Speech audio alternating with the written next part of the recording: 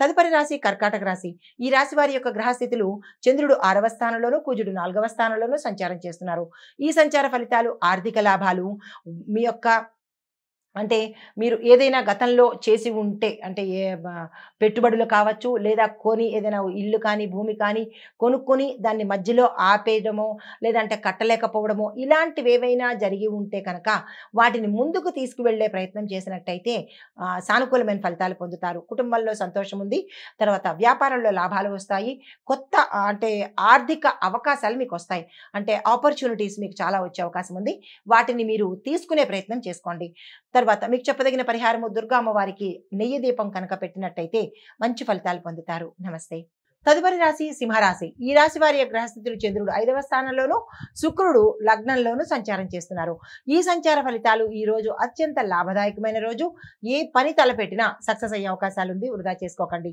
అయితే స్నేహితుల యొక్క సహాయ సహకారాలు మీకు సమయానికి అందుబాటులోకి వచ్చేటట్టు కనబడుతోంది.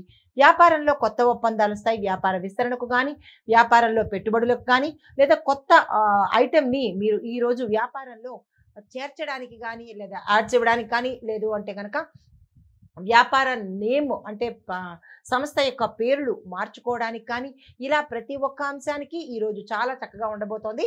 ఆ దిశగా ప్రయత్నం చేసుకోండి. ఉద్యోగంలో గుర్తింపు కనబడుతోంది. కుటుంబంలో ఆనందకరమైన వాతావరణం కనబడుతోంది.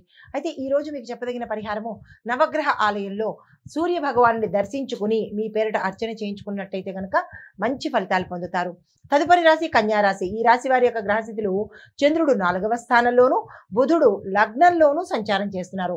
ఈ సంచార ఫలితాలు ఖర్చులు పెరుగుతాయి. విదేశీ సంబంధాల వల్ల అనుకోని ఫలితాలు, అది మంచి కావచ్చు లేదా చెడు కావచ్చు, ఏదైనా ఒక ఫలితాలు మీకు మీ యొక్క ట్రాన్సాక్షన్ బట్టి ఇక్కడ ఫలితం కనబడుతుంది. అయితే మానసిక ఆందోళన ఎక్కువగా ఉంటుంది.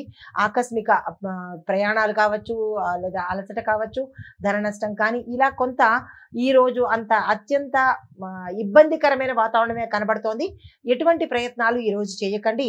స్తబ్దుగా గడిపే ప్రయత్నం చేసుకోండి. ఓవరాల్గా ఈ రాశిలో ఉండేవారు ఏ రంగంలో ఉన్న వాళ్ళైనా సరే జాగ్రత్తలు తీసుకోవాల్సిన అంశం ఎక్కువగా కనబడుతోంది. అది ఆరోగ్యం పట్ల కానీ, వ్యవహారం పట్ల కానీ, ఆహారం పట్ల కానీ జాగ్రత్తలు తీసుకోండి. మీకు చెప్పదగిన పరిహారము ఈరోజు అమ్మవారి యొక్క ఆలయ దర్శనం చేసుకోవడంతో పాటు మీ యొక్క గృహంలో ఆలయ దర్శనం అవ్వదు అని అనుకున్న వాళ్ళు ఇంట్లో ఓం దుమ్ దుర్గాయ నమః అనే మంత్రాన్ని 108 సార్లు చెప్పుకునే ప్రయత్నం చేసినట్టయితే కనుక సానుకూలమైన ఫలితాలు పొందుతారు.